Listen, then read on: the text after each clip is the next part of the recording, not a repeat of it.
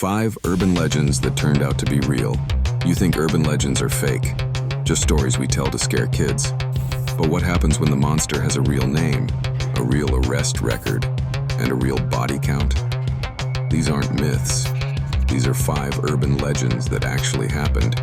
5 legends. 5 real cases. No supernatural excuses. The Cropsey, the Staten Island boogeyman. For years, kids on Staten Island were warned about Cropsey, an escaped mental patient, hook for a hand, living in tunnels beneath Willowbrook State School. It sounds like pure folklore. Until you learn about Andre Rand. He was a former custodian at the abandoned Willowbrook State School, a facility already exposed for horrific abuse. In the late 70s and 80s, children began disappearing. Rand was found camping near the grounds. In 1987, the body of 12-year-old Jennifer Schweiger was discovered near his campsite. He was convicted of kidnapping. Later, again. There was no hook hand, no tunnels full of children. But there was a real predator hiding in the woods. Sometimes the boogeyman isn't invented. He just blends into the rumor. The Bunny Man, Virginia. If you grew up in Northern Virginia, you've heard of Bunny Man Bridge.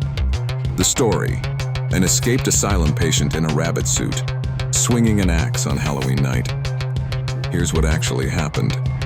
In 1970, Fairfax County Police documented 2 incidents.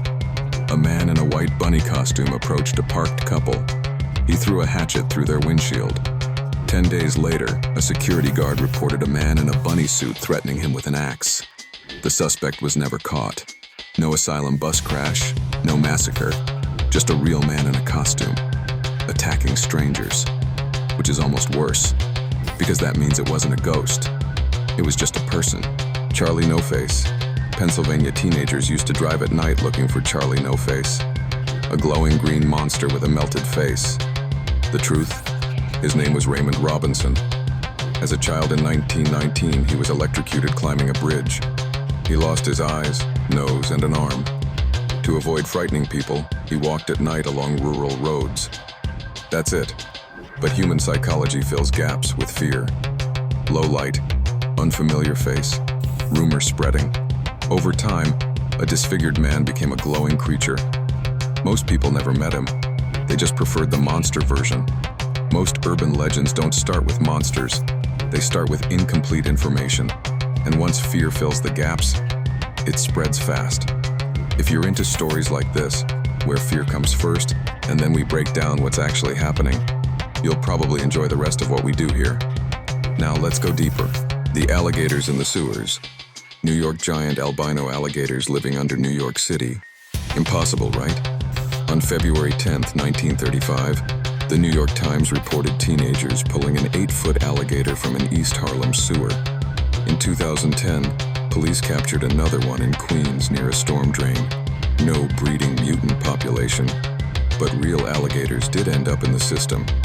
Urban legends don't need to be fully true. They just need one confirmed incident, and your brain does the rest. The Hermit of North Pond. For nearly 30 years, cabins around North Pond, Maine were being robbed.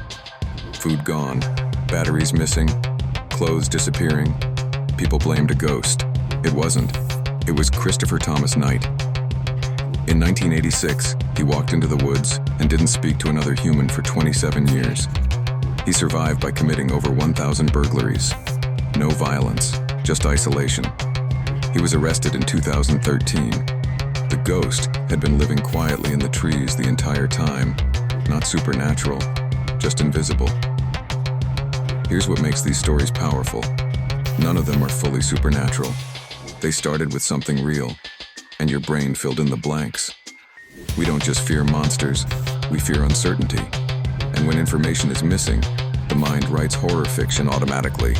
If you like fear explained instead of blindly believed, subscribe, because the scariest stories aren't paranormal, they're human.